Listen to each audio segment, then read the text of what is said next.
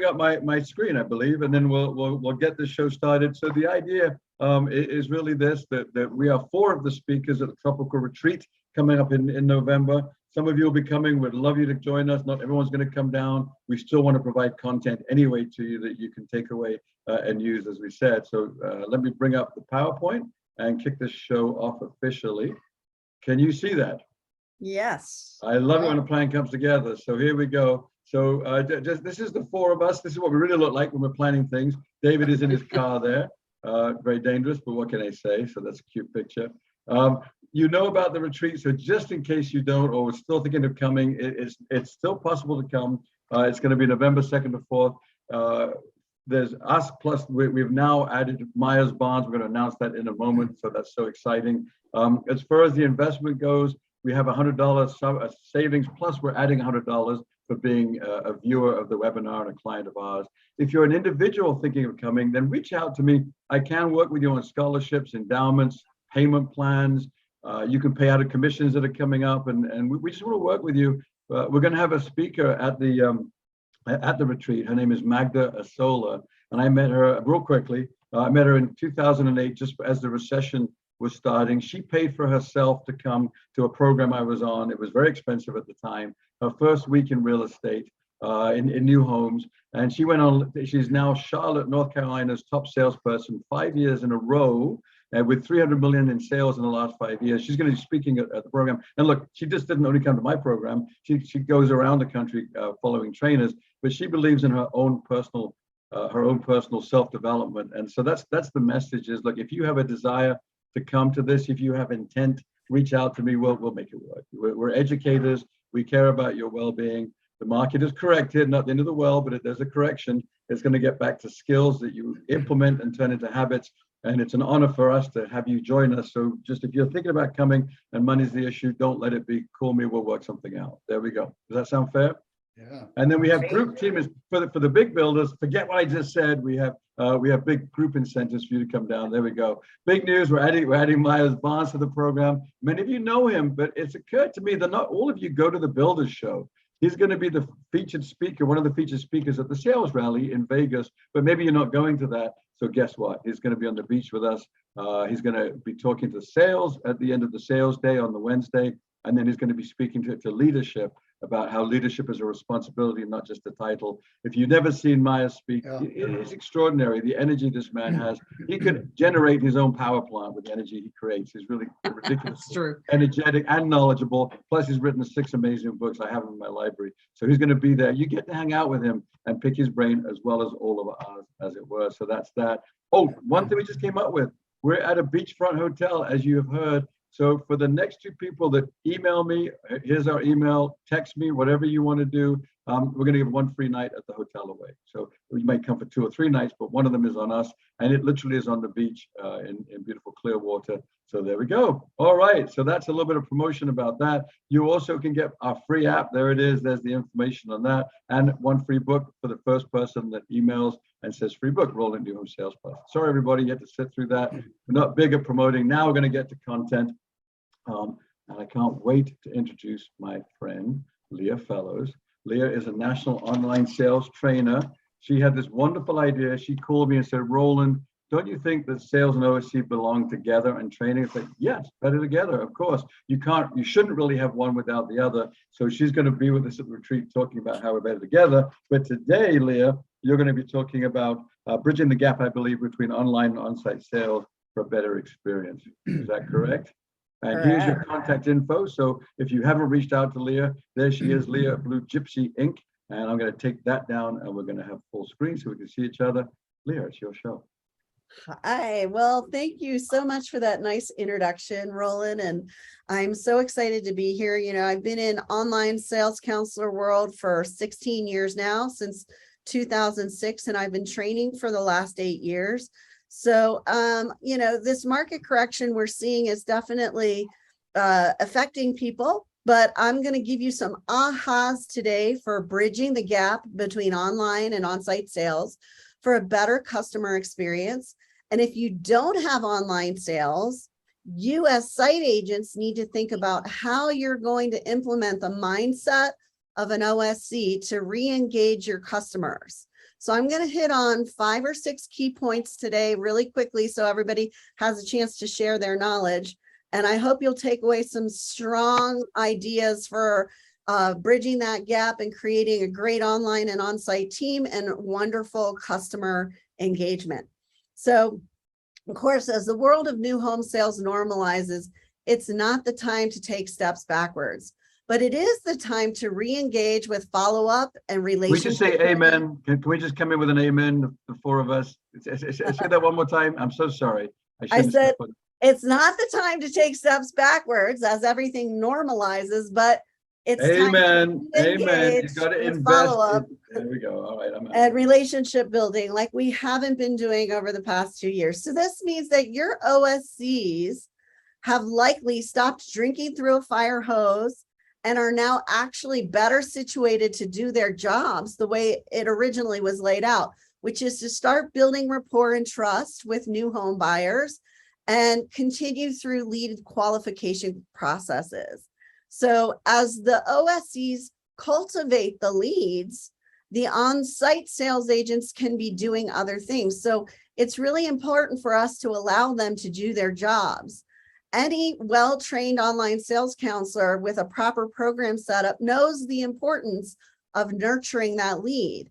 And when an OSC can go through a discovery process, they can learn the who, what, when, where, and why of those buyers.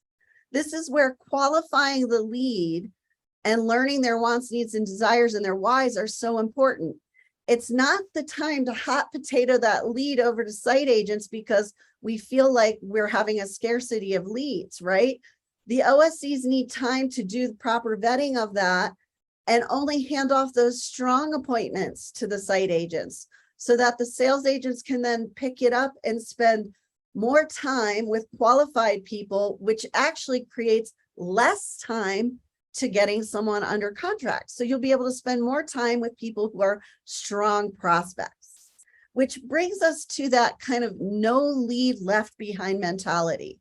We all need to adopt a no lead left behind mentality, but the OSCs create this by utilizing a systematic approach to their leads. A properly trained online sales counselor is in it for the long game, not just the instant gratification of the appointment. Come on, we know that appointments have been easy and fast over the last couple of years, and we haven't been taking the time to make sure somebody really is qualified to buy because we've just had so many of them.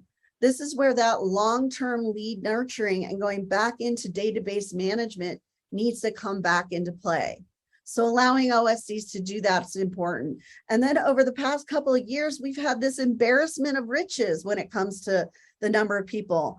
And so we've had people banging on our doors, which some of you probably are experiencing less of right now. But as the market equalizes, we need to dive back into the understanding of a 20-60-20 rule. For anyone out there who is not familiar with the 20-60-20 rule, it's that 20% of people out there will buy no matter what, right? You have what they want, they know what they want, they're gonna get it. And sometimes even bad customer service won't necessarily deter these people. Believe me, I'm building a pool in my backyard right now, and there's some bad customer service from pool builders, but there's far more demand than there are pool builders out there. So 20% are going to buy no matter what, right? 20% though will not buy no matter what. We just don't have what they want, where they want it, in the price they want it. Even though we know that buyer triangle is price point, time frame, and area, and we try to push that around, 20% of people will not hit that. We know that through marketing, that there is going to be a certain number of leads we get that just are not right in our targeted market, right? But 60% of the people out there will or won't buy depending on what we do and how we do it, right? And it's that 60% of digital marketing leads that come in that an OSC is perfectly poised to dig into and create a strong no lead left behind mentality. Through their consistency, their persistence, and utilizing their process, they can dig into that 60%. So we need to ditch that one and done mentality.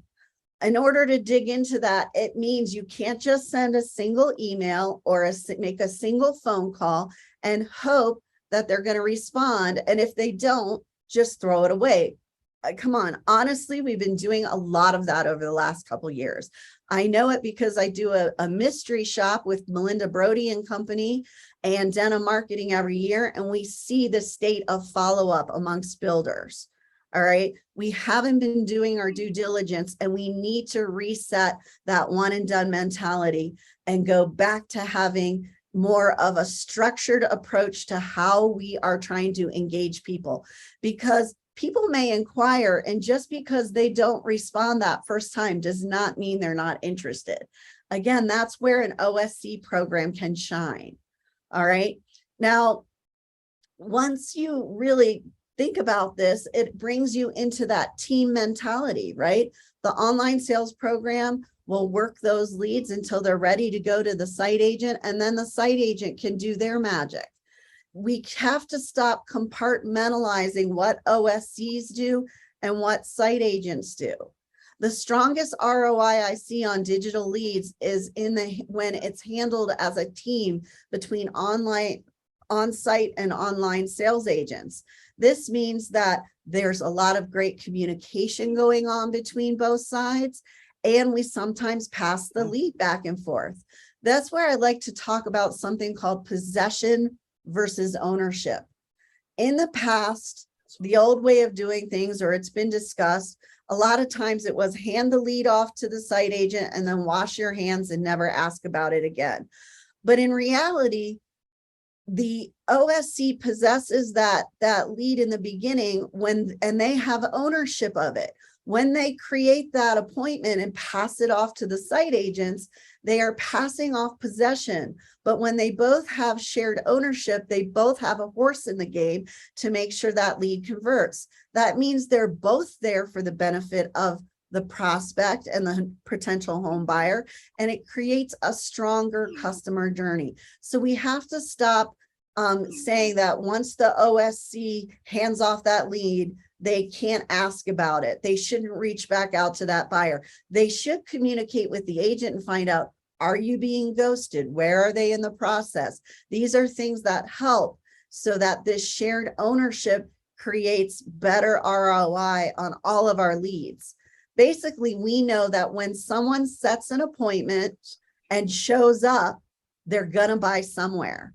When we create a team mentality and our goal is to make sure the buyers buy with us, then that means we're doing that on both sides of the equation, with the on-site and with the online. So creating that and understanding they're going to buy somewhere, we want to make sure they're not buying down the road.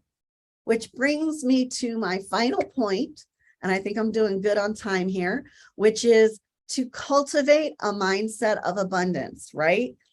It's really easy when the market shifts and things slow down to start feeling that sense of scarcity, right? Anyone feel in their gut these days that, oh my God, the leads, there's less of them. I'm not making as many sales. Oh no, where's my next sale coming from, right? When we start to feel this way in our gut, we feel sick and we actually start negatively spiraling. And when we start to feel that negativity, we start to find fault in everything. And we actually put negativity out in the world. It's an energy vibe that we put out. And it can be felt, especially by our buyers, right? But when we cultivate a mindset of abundance, we acknowledge that there are plenty of people out there still shopping for homes. With things being slower, it's actually giving all of us, whether we're online or on site, the chance to connect better with people, to spend more time, and to send out positive energy in the world. So you need to give your buyers that sense that you're there to calm their fears. It's so important not to let this slow down get you down. Okay, I know I could talk forever, but I need to be able to pass this on. So I'm gonna allow Roland to bring up our next speaker, and I am going to introduce David Hagan, who is the president of Sales Uncomplicated and a certified Maxwell Leadership Coach. He'll provide valuable insights about personal and professional growth, which will help prepare your sales team for the shifting market. Thanks, David. Why don't you take it away? Awesome. Thank you, Leah. That was so incredible. I'm sitting here taking notes, and I appreciate your insight. My gosh, your experience, and I think that's so powerful and profitable for those on the call today, and those that will listen to this even after this live session. So thank you, Roland, for allowing me to participate. I'm really am honored. I say this often when I'm with this group, that I feel like the old mule that got invited to the Kentucky Derby, right? He's among thoroughbreds, and he knows it, but it makes him feel better just to be there. So I'm honored. What's can that? I just jump? Can I Please. reply? Yeah. So I don't think everybody gets quite the concept of what our vision is for this. And Leah summed it up: better together. So yeah, I could have tried to be the arrogant SOB and done a 2-day program or 3-day program with myself. But there's such great talent out there in the training world, in the coaching world. One of the things I'm thinking, and look, the cat's out the bag. You can see Myers Barnes. He's going to come in towards the end when I speak at the very end. I'm going to introduce my good buddy Myers, but as an example of it. But all of you have such talent and such great information to share that unless you go to the Builder Show, there's the timer for your speech. There we go. Unless you go to the Builder Show, you might not get to see him. So I've known David for years. You're a great speaker. He's a Southern gentleman. Sometimes it takes a minute or two for me to lose myself in what he says. All of a sudden you realize, wow, he's really moving me, and it's hard to do that. So I just want to say I'm honored to have you, Kimberly, Leah, Myers, who's skulking in the background there. The audience gets to benefit from all of you. You have strong messages to send, and I hope everybody appreciates that. We've put together just a boatload of talent here. And the other thing is, all of you have done it. Like, you're talking from experience. I don't want to work with a trainer that hasn't sold a home or many homes themselves. And all of you have been in there. Leah was an online sales counselor. David, you've done it, sales and sales management leadership. Kimberly, the same thing. And as you all know, I love selling homes. I sold them as recently as 3 years ago. I'm happy to go back and do that. So all of you speak from a point of authenticity and credibility. So take it away, David, and take that out of my time, not yours. No, thank you for that, Roland. I do appreciate that. In fact, when I got in the home building industry, I'd had years of sales and leadership experience and speaking. But the very first trainer that I ever worked with in the new home industry was with you, Roland, about 12 years ago. And we were in a day of training together, and one afternoon or the evening, Roland and I were going to meet folks for dinner, and I had to go by the model home and ask him if that was okay. And so when we get there, there's a customer trying to get in the model, and my on-site agent, had been to the training and was gone for the day. And so I asked Roland, "Hey, do you mind if I, do you mind?" And Roland's like, "Sure, go ahead." And I think he stayed in the sales center, and I did. I incorporated elements from the training earlier that day and sold a house. And Roland picks at me, sometimes because of the lady. Every time I would ask her those involvement questions, she would respond. I don't remember how she responded because I've heard Roland say it for years. That's right. Right. How did she say it, Roland? That's right. I like it. Oh, I like it. I got it wrong. I like it. I like it. So be involved. I taught David the idea of involvement, FBI, feature benefit involvement. Yeah. He became the involvement king in like 5 minutes. It was amazing. Yeah. So we do go way back, and I do appreciate, just your heart, Roland, and your willingness to share the platform as Matt commented. Yeah, I agree with that. Just, your willingness to let folks come in. So here's what I would just share in a few minutes, and look forward to being able to share, in November at the conference. I trust that you're all going to be there and participate. If you haven't signed up, that you would sign up. So I've been, in public speaking and leadership for years.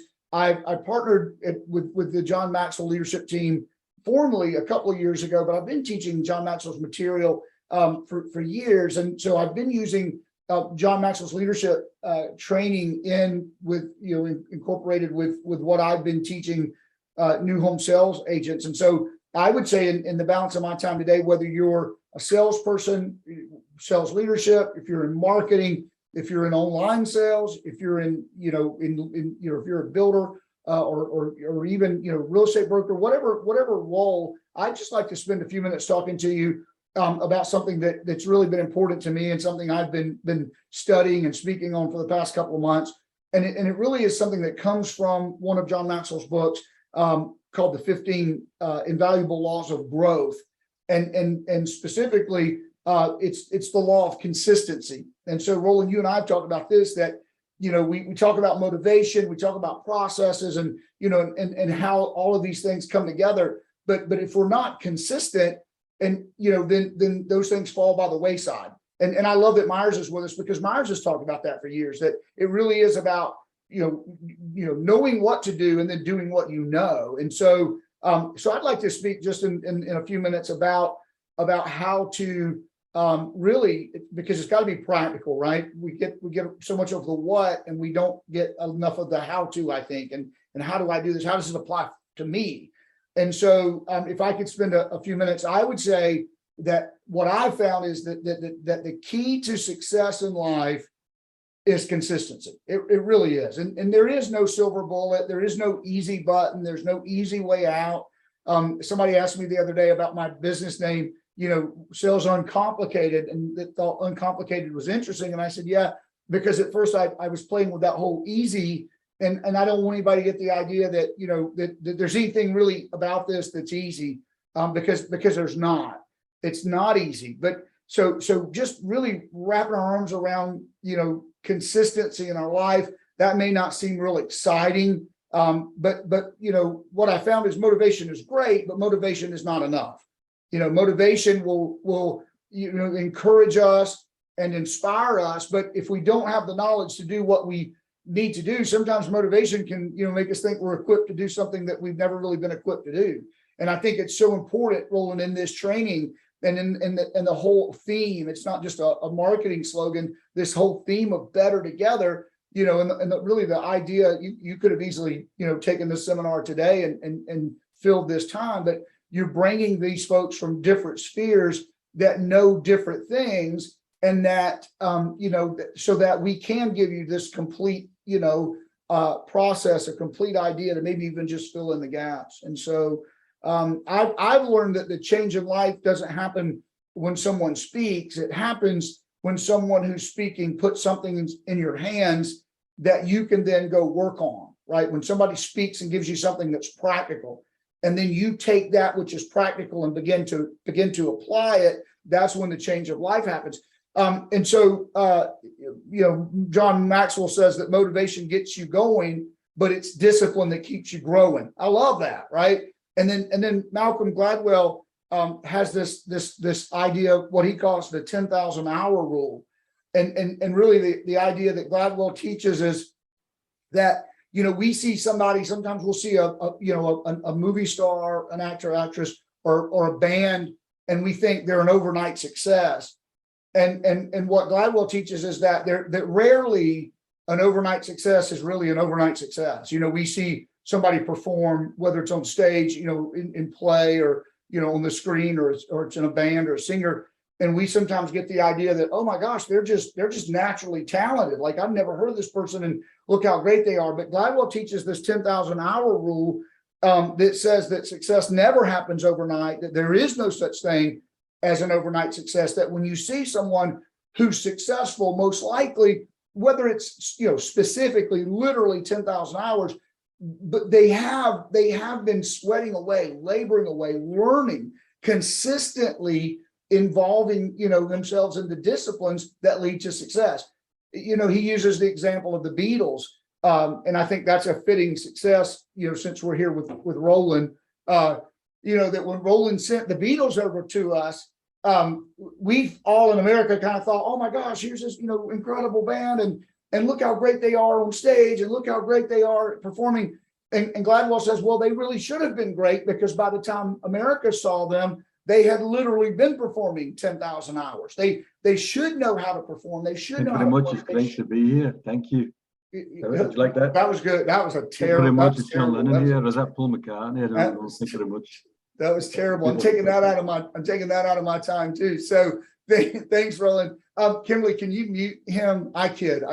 So let me give you some practical how-to, right? So that because there is no overnight success, right? We're not gonna just come into, this great knowledge that's going to lead to great success. We're not going to find an easy button. We're not going to find a solution that just, oh my gosh, that's it. That's the magic bullet. And so just if I could give you some very practical, some really how-tos in just a couple of moments, that's what I'd want to do. And so here are like three things that John Maxwell teaches in the 15 invaluable laws of growth but these are things too that we have seen in the home building business over and over and over again, regardless of, I love how Leah says that, it can't be just about online sales or on-site sales or marketing. It's really got to be a cohesive and collaborative effort. And so regardless of where you are in the home building business, or if you're in a marketing business, or if you're in a real estate business that works, in the home building industry, regardless of where you are, what I would say to you today is improvement comes from consistency, right? What I would say to you today is improvement comes from consistency. So it's not a magic bullet, but consistency really is the key to success. So three things. There are three questions. So I need to ask myself three questions if I want to improve. And the first question is, do I know what I need to improve? Right. So that's the first question. Ask yourself, do you know what you need to improve? Do I know what I need to improve? And it's a rhetorical question because I'm gonna give you the answer. The answer is yourself, right? I need to improve myself. You need to. So if I'm going to incorporate consistency into my life, into my business for success, number one is I need to know what I need to improve, and that is me. And so a couple of things there. One, I have to make the right choices. I heard a man say when I was a teenager, and it really has impacted my life, a man say, that you really are the result of all the choices you make in your life. David Kratz is that man. And I just remember him speaking at a church when I was a young man. And it just made such an impact on my life that you are a result of the choices you've made. And so when I decide that I want to incorporate consistency in my life and decide, okay, then I've got to make improvements. I'm going to improve myself. I have to improve my choices. So my disciplines and my attitude, right? So discipline around the fundamentals, and then attitude. I love that, we've been talking about the market, and Leah mentioned the market, just knowing that, there's been a shift in the market, but if you've been in this business very long, that's what markets do. They shift, right? And, if you're only going to come in on, at the high tide, then you're going to miss a lot of blessings. You're going to miss a lot of fun. You're going to miss a lot of success. And so, having the right attitude around market shifts, having the right attitude around, what I need to do and just the right outlook. So disciplines and attitude, and then strengths. What are my abilities? How can I improve my abilities? So that's one. What do I need to improve myself, right? Through choices and through abilities. And then two, how do I improve? So this is where, again, the what to sometimes is easy. The how to is difficult. And so I would say, start simple and do it daily. So we got to start simple. You can't. So often we try to, I'm going to lose weight. I'm going to jog. I'm going to run a marathon in a week, and then we give up. Or when you plant a garden and you plant all these seeds, and then all these fruits and vegetables come up, and then you've got so much abundance in the harvest that you're overwhelmed and you quit doing it. And so you can't do it all today. So start small and do it every day. And again, this is nothing that's earth shattering, right? But sometimes it's reminders. If we don't know what to do and we hear what to do, now we can take steps to improve. But if we know it, sometimes I do that. I'll dismiss something if I'm like, oh, I already know that. But if we know it and we're not doing it, then hearing it is a reminder. Let's do that. And so how do I improve? Start simple, and then continue. Don't start on a grand scale. Start small and just do small every day, right? Think small instead of thinking big. And then process is everything. I've learned from everybody, on this panel through my career, and you hear that over and over and over again, that it is about processes. And I'm just amazed, Roland, so often when I talk to folks in the production home building world, that we're all about processes in our world. That's what we do. Like the only way to have a successful production home building company is to have processes for finding land and buying land, developing land, building floor plans. But then we don't often have processes in sales or online sales, right, Leah, or marketing. And I think Kimberly would agree with that. So it's got to be about processes. So the three things: do I know what I need to improve? Number one, yes, I need to improve me. Then number two, do I know how to improve? Yes, daily. Just start small and just keep doing it every day. And then number three, do I know why I want to improve?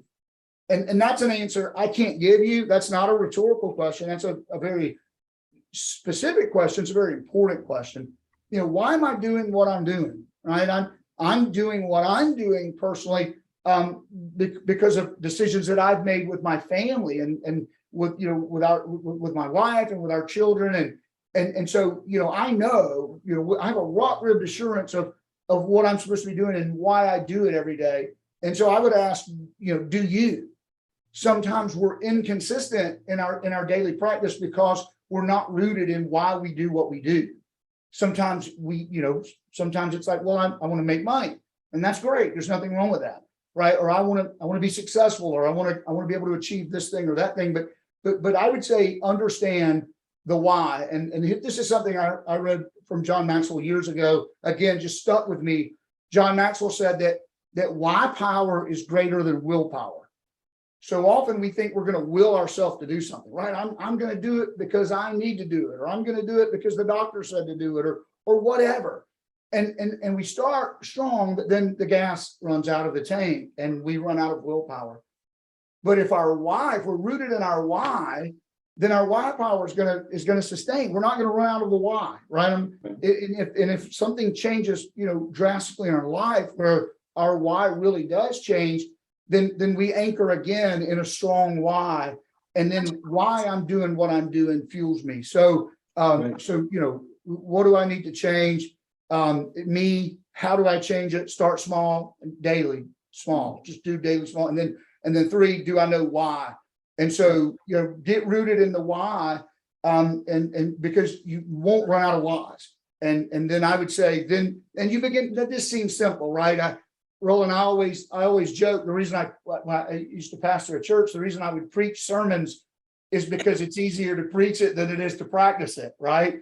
And so even in teaching and training and consulting, it's easier on this side to say what to do. These things are so easy to say, but they're so much harder to do. But I have found just over and over and over again in my life and in working with other people who have found success, it is really because of the consistency that propels them to do these other things. So Roland, thank you for the time again, and I'm just honored to be a part. So I know. Can I just jump in quickly? Because I know we promised an hour. We might go 5 minutes late. We're gonna hear from Kimberly in just a moment. You're going to introduce her, but I do want to address a lot of what you said because it's pearls of wisdom. The idea of consistency, it's not very sexy, and people are out there promising massive success, which is not realistic. It's what you preach, right, which is taking small steps every day. And as a salesperson, you can't be afraid of failure, right? If you're not taking a risk. So for me, I would sell more than the folks that I was in the same sales center with. There were 10 of us, but I would fail a lot more than them. But it didn't bother me because I would succeed so much more massively. So, I've heard people say, oh, you'll do this, you'll get a sale every time. That's BS. I'm so sorry to break it to everybody, but it can't work every time. It's an impossibility. Some people just change their mind or don't want to buy right now. But the consistency, the dull, boring consistency of repeating the same correct process every time, which you adapt for people based upon their needs, desires, whys, hot buttons. But that consistency is what makes great salespeople. So don't be afraid of the failure. Like I tried, it didn't work. Yeah, but dust yourself up, get up and do it again the next time. Follow up harder, do it better the next time. Figure out what you did incorrectly to correct it. But it's that consistency. So I'm with you, and it's taking small steps. So just pearls of wisdom, if I may. And now let's bring up the PowerPoint so you can introduce our next favorite speaker. Here we go. Yes, thank you, Roland. Thank you for that. So Kimberly Mackey, my friend. So Kimberly, of course, is the president of New Home Solutions. You all know her. She really doesn't need an introduction, but I'm honored to do so. So Kimberly Mackey, president of New Home Solutions, she's going to discuss the magic of a predictable sales pace And so it, you know, it really is all predictability is so huge. So Kimberly's going to give us the formula and the traction metrics to measure and keep you on goal regardless of market conditions. So that's so incredible. Kimberly, take it away, my friend. Well, thank you. Thank you very much. And the segue is just amazing there. So we have a consistent theme today. Leah's got the Traction book up by Gino Wickman. So if you guys have not read that, yes, I strongly encourage you to do so because it gives you some methodology for this. But earlier today, I was asked to give a quote. And I think that after what David said, that is so key to what we're talking about here. Sales results are not a product of market conditions. Sales results come from consistently doing the right things well. When you focus and track your results through a process, it is easy to predict your sales pace. Said by someone brilliant. Oh, wait, that was me. I'm just kidding. But you know, and David changed up a little bit about what he says as he is wanting to do. But you know, so I didn't know he was going to say that. But that consistency, we don't have to be brilliant. This is not life or death. It is truly about doing the right stuff, doing it the same, and learning as you go what works and what doesn't, so you can make those little tactical changes along the way. And that's what we're going to talk about. So he told you the what to focus on here. I'm going to give you the how to help you with that. But in doing so, I do want to say something that I've heard as a consistent theme this week. And I believe we have quite a few salespeople on here today. So I want to talk to you about this market shift that we're going through back to normalcy. And many of you maybe haven't been in a normal market before, since the last time we actually had one was 2002. Mind blown. So I'm old. I was here in 2002. I do remember the market well. What we do is not transactional in nature. There is a transaction at the end of what we do, but that is a result, not what we're doing. What we do is build relationships. So when you're getting phone calls, I have heard from salespeople with publicly traded builders, with private builders. Well, Kimberly, you just don't understand these people. They don't know what the interest rates are. They don't know it's like they've been hiding under a rock. These people don't know. I'm like, this is not the last 2 years, in case you didn't get that memo. It's not the last 2 years. And yes, we're getting people who are coming to you for help. If someone comes to you for help and you receive them and offer help, you are obligated to give them help. So help them get through. You're getting people who are coming in the broader part of the funnel. They know less. They are not as educated. They sat out this last market because it was intimidating to them. And help them through. Stop trying to qualify people over the phone and get in front of them. You can't build a relationship without face-to-face. And yes, we've expanded our definition of in front of. So if they are not in your immediate vicinity and you have to do a Zoom meeting, do a Zoom meeting, but stop the madness with the phone calls and trying to eliminate people. Leah's chomping at the bit here. Can I just throw in, though, you got to understand that what an OSC does over the phone for qualification is different than what the qualification is you do on site. And I just want you to know that when an OSC has gotten a broad feel for that buyer to know they're good to put in front of you as an agent, and they turn that lead over to you as an agent, do not get on the phone and disqualify them because the OSC didn't qualify them enough. That's what Kimberly is saying. Put that person in front of you, and now you're going to go into your magic and really dig deeper than the OSC did. But the OSC is giving you a good lead that's been pre-qualified, not firmly qualified, right? Okay, I just want to say that because that phone conversation has to happen, whereas the site agents should not be doing that over the phone.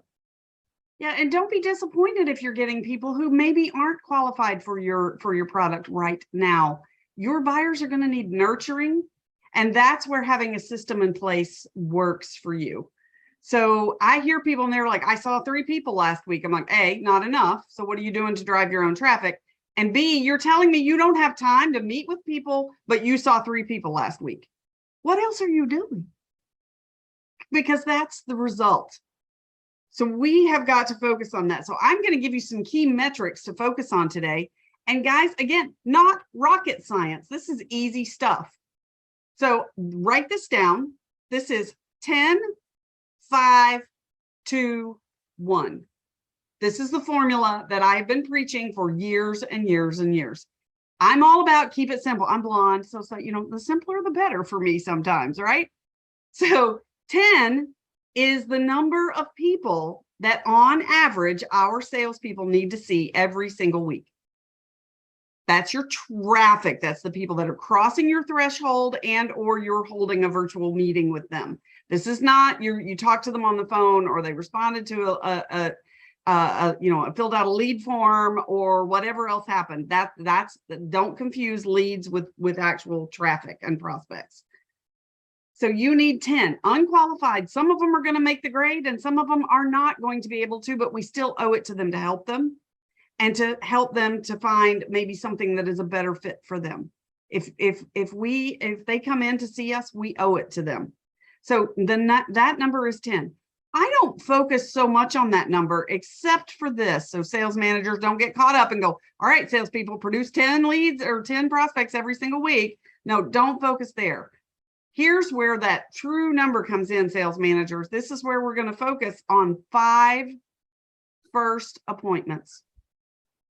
If you are sitting with 5 people having a first appointment with them, and an appointment, I should clarify, is defined as a date, a place, and a time.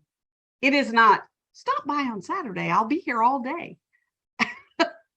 No, it is a date, a place, and a time that you are meeting with people. Schedule those appointments. You are 50% more likely to close that sale on that first appointment than you are from any walk-in traffic that comes your way. Maybe I need to repeat that. 50% more likely to close it. These are engaged people. They are seeking answers. You will be able to sit down and answer those questions if you will ask questions, do a discovery, and listen to them. Listen to where those pain points are. Because when you do that, then you will be able to provide solutions for them. So we've got our 10, that's the traffic. Those are the people we need to be in front of. And yes, if you're not seeing enough of them to generate 5 first appointments, you need more. Well, the company should provide that for me. No, the company shouldn't provide it for you. You need to provide 50% of your own traffic because guess what? You're more likely to convert your own traffic too than somebody who just happens in off of, quote, a sign. I know Myers is going to have a heart attack if I start talking about signs. So people don't just see your signs and go, oh, let's spend the day at the sales center. That doesn't happen, guys. So what happened? What's going on in their world to cause them to want to come in and get in front of you? So drive that traffic yourself. If you want to know, I only have 10 minutes to talk to you today. So I can't get into how you drive traffic. That's a whole other training seminar, but drive your own traffic. There's lots of ways to do that. Get your 5 first appointments. Of those 5 first appointments, you may not be able to close every one of them. As good a closers as I'm sure you all are because you're investing in yourselves, there will be some who need to think about it. Heaven forbid, we'll go over I want to think about it, close at a different time. But there will be those that you need to schedule a second appointment with, or a third or a fourth appointment, because again, they're coming in at the top end of the funnel. It's taking people longer again, and they don't just come in waving a check going, put me on your VIP list and let me know when it's my turn to put in. So that's not happening anymore. That market changed. So 2 is the number that you need for be-back appointments every week. So 10 traffic, 5 first appointments, 2 be-back appointments, second, third appointments, leads to 1 sale per week on average over time. Now, 1 sale per week is 4 per month. There are 52 weeks in the year. Somebody check my math. There's still 52 weeks in the year. We didn't change that, right? So if you take 2 weeks vacation, because I like for you to get vacation, then let's assume that you will sell then 50 sales a year without even having to worry about walk-in traffic. If you follow this formula, your sales pace is predictable. Now, there are other metrics that we need to measure along the way that we don't have time to go into today. But guys, if you'll just do this, if you'll just consistently do it, then it will make a world of difference for you. So with that, Roland, if you want to put up another slide. I'm thrilled. Again, we hadn't really talked about what you're going to talk about, and all of us are aligned. But I couldn't agree more with the idea of appointments. It's something that we just didn't need the last couple of years, and now that we're back to a normal market, I spent a lot of my time as a trainer talking about bringing people back, maybe leaving something out on the first visit, knowing that a lot of buyers these days are going to want to spend a little bit longer than they did a couple of months ago. So you're absolutely right. I love that 10-5. Well, wait a minute. Who do we have here now? What's going on? Who is a special guest that we have here? And now Myers Barnes is here. He's joining us. He's just coming in for a moment because he's going to be one of the featured speakers at the sales rally and at the Builders Show in February. So Myers, welcome. What the heck are you doing here?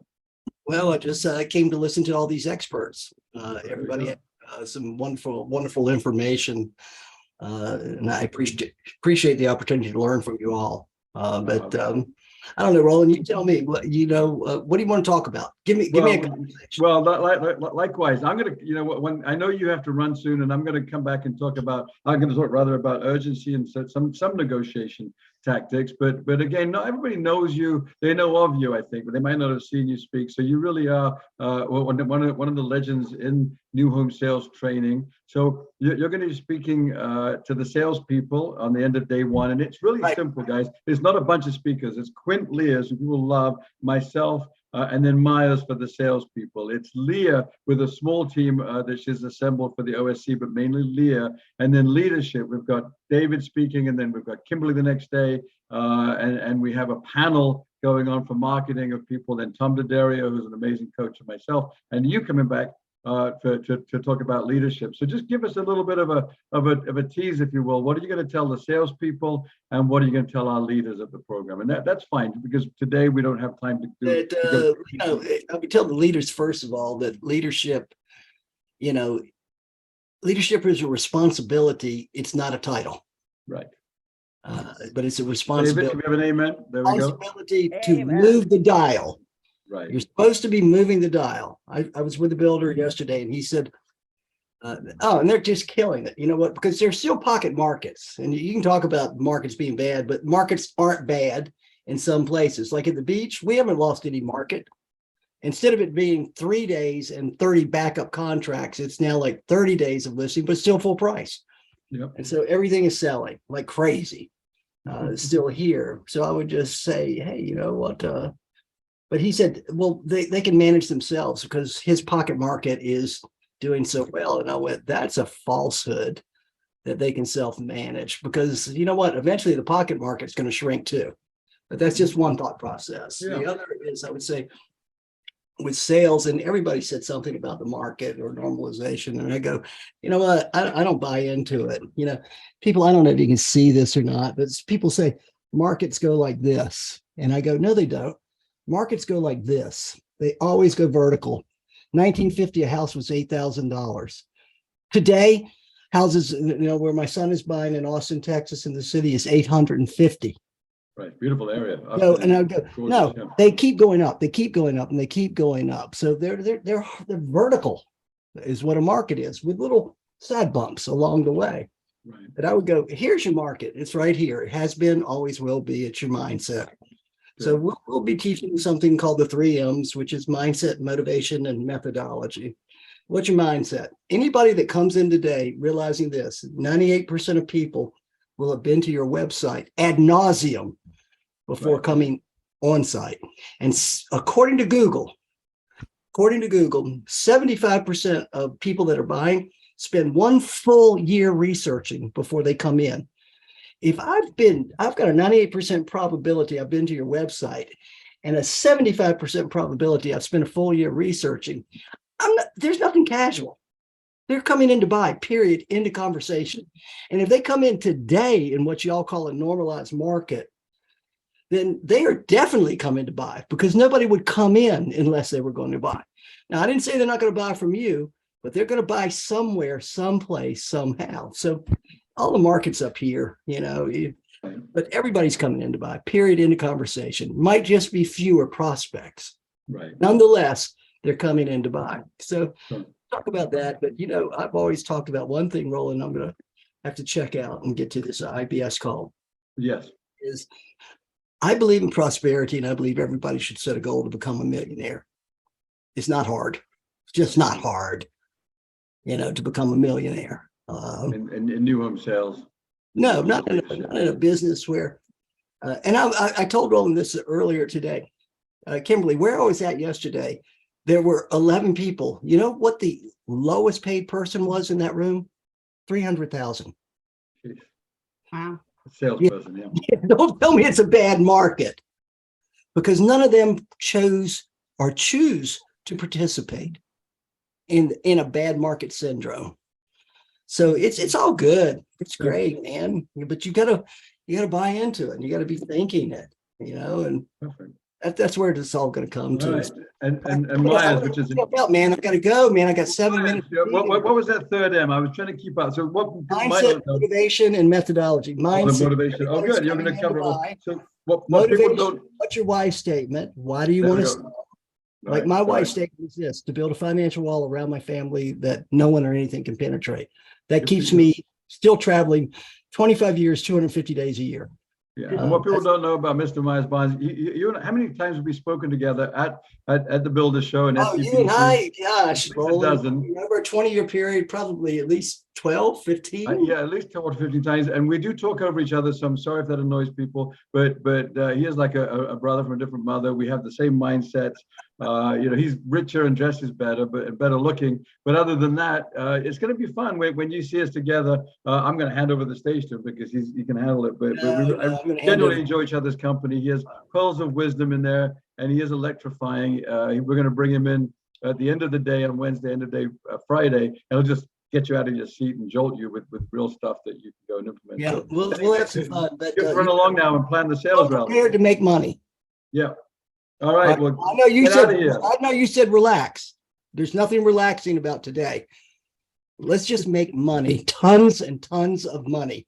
There we go. From your mouth to God's ears. That's what we're here to do. And create. All right. I really do have to check out. I got to be on this next Zoom call. All right. Thank you all so much. Good to see you, my friend. Whoa. All right. Good to see you, Myers. Many Thanks blessings. so much. Thank you. All right. And last but not least, I think you don't really need to introduce me. I don't think, do you? That would be odd. You go right ahead and introduce yourself. I go. presume to Okay, speak good. for you. Yeah, there we go. So you all know who I am, I believe, Roland Nairnsey. I'm going to talk by now. If you don't, that would be odd after almost an hour. So I'm going to talk about how to create urgency and a little bit on negotiation. I have my first book that is doing very nicely. Thank you for the great feedback. Mastery of Selling, which I wanted to write, which is sort of the A to Z of new home sales. Now with the market correcting, I'm writing my second book, Mastery of Negotiation, which I'm going to, let me take the screen down so you can see us. There we go, the PowerPoint. I am going to, at the retreat, I'm going to teach 16 principles on how to negotiate and create a win-win and sell homes consistently without giving away margin and that kind of stuff. So I'm going to just feature 2 or 3 of those today. But what I did want to say is, look, I didn't make this stuff up. As everybody was speaking, I'm thinking, look, my library is complete, which is probably goes to that mindset of learning from each other. And it's just strange to think that only one trainer has the wisdom out there. Now, I've learned from others, but what I will say is this, is that I implement very, very well. And so when I was looking to develop as a salesperson and a sales leader, I would go to training, but I would try it. So some of the books that inspire me, here we go. The great Tom Hopkins, here we go. If you haven't got that one, Zig Ziglar, I just reread that whole thing again, Zig Ziglar. And then for the negotiation, there's a throwback to Herb Cohen. You can negotiate anything.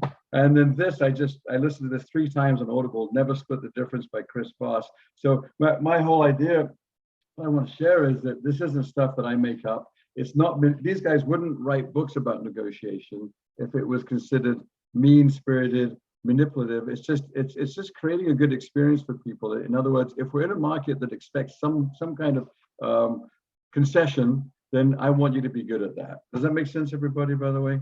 Good. I'm not saying that you should negotiate. I don't want your owners to go, who is this guy, Roland, that's saying we have to negotiate? No, I'm not saying you have to at all. But if you're in a market that is expecting it, I can teach you to be really good at it. The mantra that we all follow is that we only teach stuff that we've done ourselves. So I am old. I started selling in the 80s. In the 90s, I got a lot of training and I did a lot of negotiation and practiced it all the way through the 2000s. So my point being that the book I'm writing on how to negotiate is stuff that I do myself as recently as about 3-4 years ago at the multi-million-dollar level in Manila Homes. So that's that. All right, some quick stuff. Let's see how we're doing for time. We okay going 10 minutes late, everybody? Is that good? So I don't have to speak like a maniac and rush everybody. Okay, and then we'll have question and answer. We've squeezed in a lot in this time. So as far as creating urgency, some real stuff to do. The number one thing you could do is to narrow down to one of a kind. So as a salesperson, I think some of our sales skills have atrophied because we've forgotten about that. You know, the buyers were driving the sale with their own momentum. Would you agree? In other words, they were coming in, they had to buy, there was limited demand, limited supply, massive demand. There's still great demand. That's the wonderful news for us.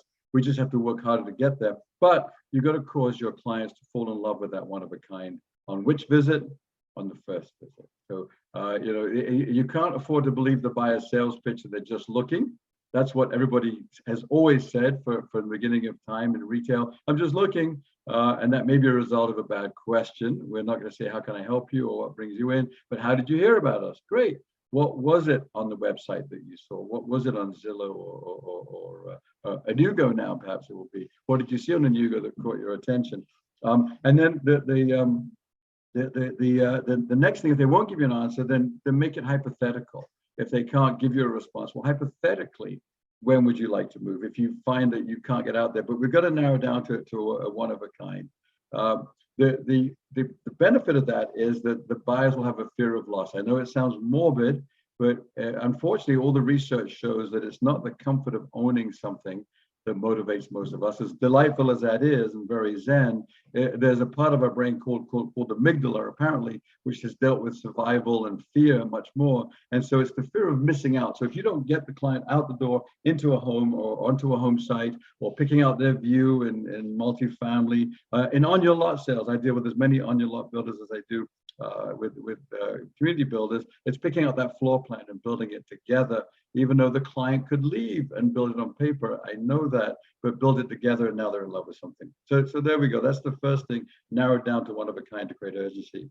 The next thing is price changes and making sure that you build insecurity over price changing. We're not going to go too hard into that because we know that prices are settled and the buyer's mindset is that it might go down, but you want to date all your material. So I'm making the assumption that if we follow the correct sales process, there we go. What does that say? Fear of missing out. Thank you. Yeah.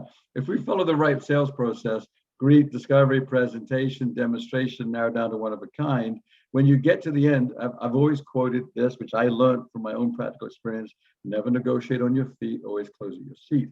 So if you end up standing up, then that's it. Your move is over. If you sit them down and say, let's sit down and recap, which is what the goal should be, then all of a sudden the buyers are thinking, this could be serious, and they're going to take you seriously, and you'll find out what their real buts are. There we go, I got it in. They go, well, I would buy, but rates are 6%.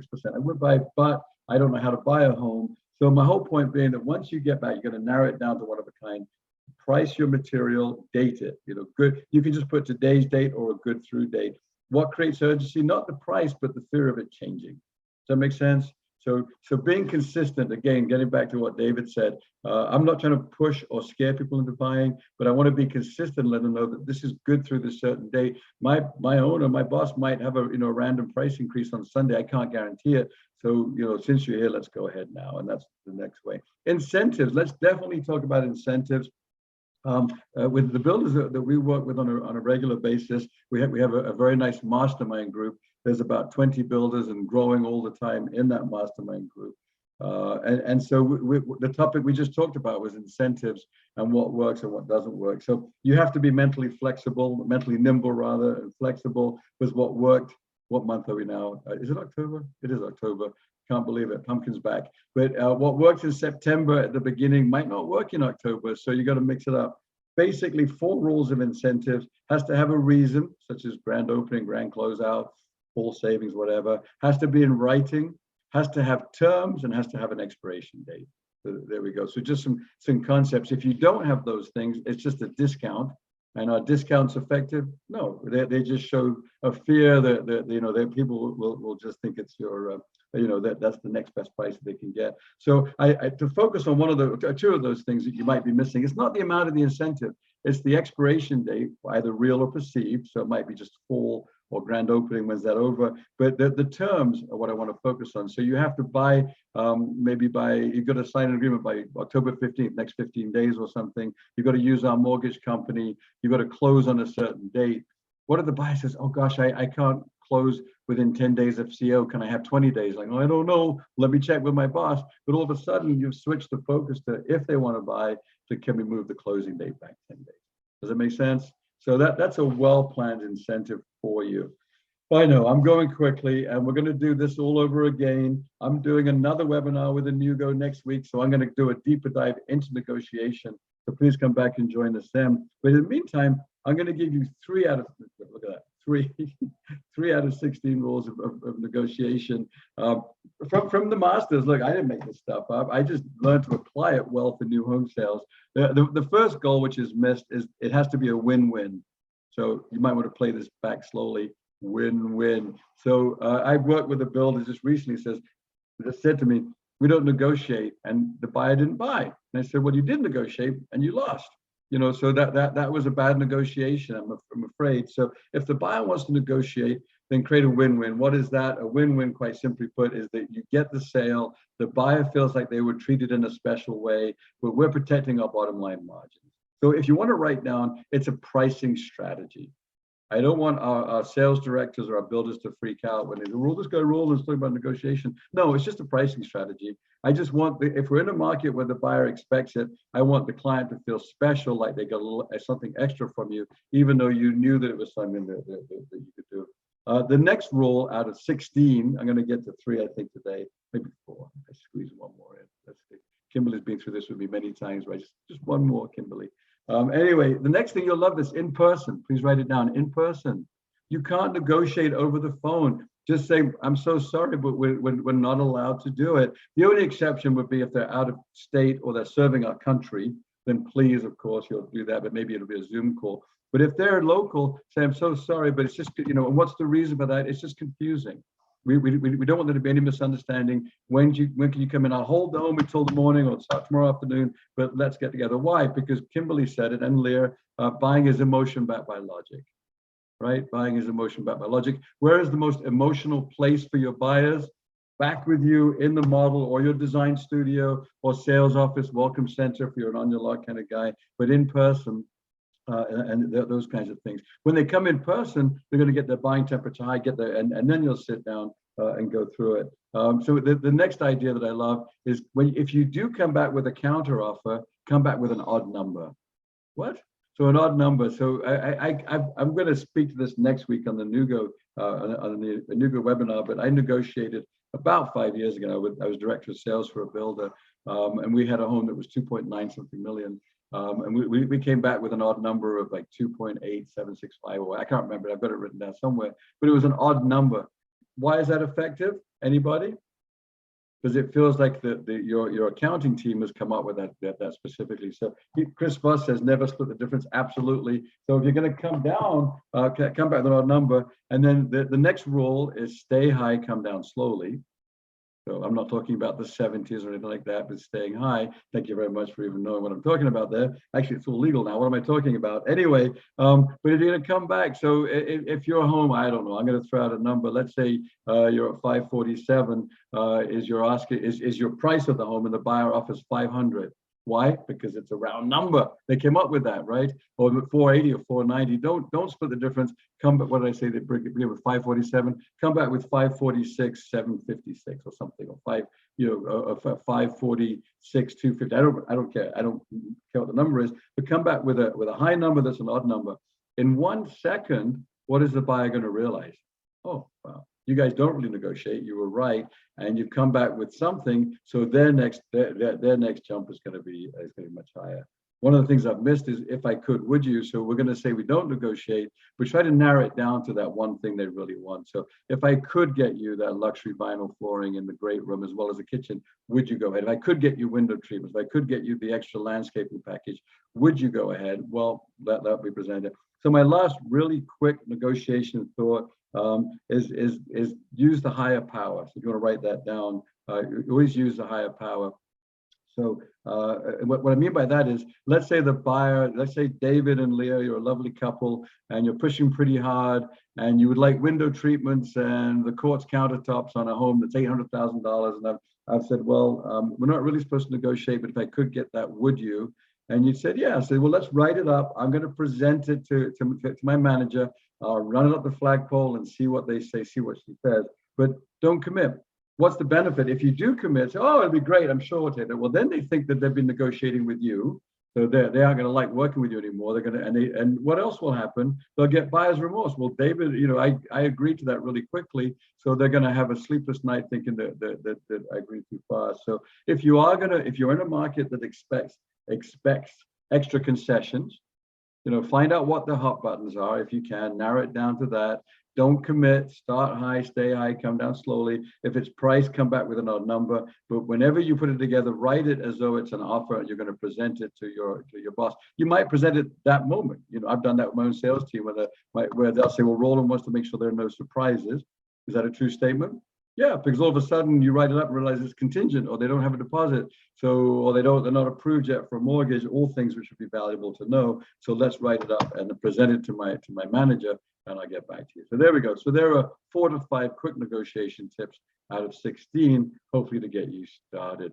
All right, let's bring it back to the team, because I want to bring everybody back in, and we wanted to make sure we get to people's questions.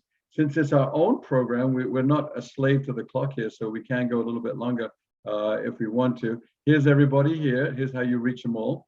And here we are again at the retreat. So information is there. You're going to see them all. Make sure that that you text or email so you get your free hotel room. We're going to give that away, as I said. So let's come back to the group. Come on in, everybody. Come on back. Whew. Woohoo. There we go. It was How so did we do? scary. In that There we room go. alone. Thank you for bringing us back. There we go. Please, I want to hear from you. It's better together. So how did we all do? Did we get some good information from each other? I think we provided a huge amount of info. I know we still have people here, which is great considering we've gone 10 minutes over. We do want to honor your time. Anybody have questions you want to type in there real quick? Anything? I mean, all of this stuff will be examined more in depth at the 3-day, from the 2nd through the 4th at the conference. Yeah.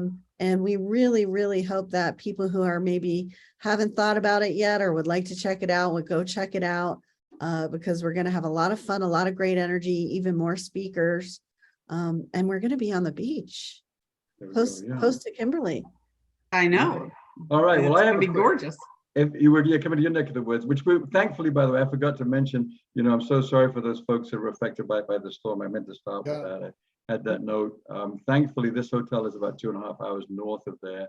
So it wasn't impacted at all, which is just, a godsend. It's a miracle, but it was not. Yeah. Yeah, it was coming for you. Then it headed south at the last minute, which happens with these things. But it's outside of hurricane season as well, and it's on the beach. So I think things bode well for that. What about one parting word? If there's no questions, because I think we've exhausted everybody. What about one piece of advice going into this correction for the next 30 days before we see you in person? What's your biggest takeaway? Kimberly, why don't we start with you, since you cut your time a little bit short, I think, and probably have a lot more that you could share. So I wanted to make sure we had time to get everybody in, but I would say slow down to speed up. So slow down, get your processes, get your procedures in place, which will allow you to speed up after once you get used to doing it.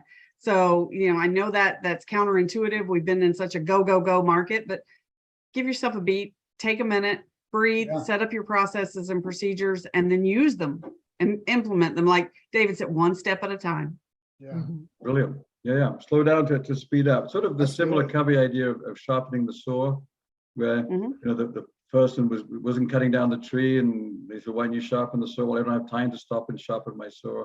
when you think about it, it doesn't make any sense. So you're absolutely right. You've got to slow down to speed up. I love I have that book on my desk right here. Oh, there we go. Yeah, who doesn't? It's over there. All right.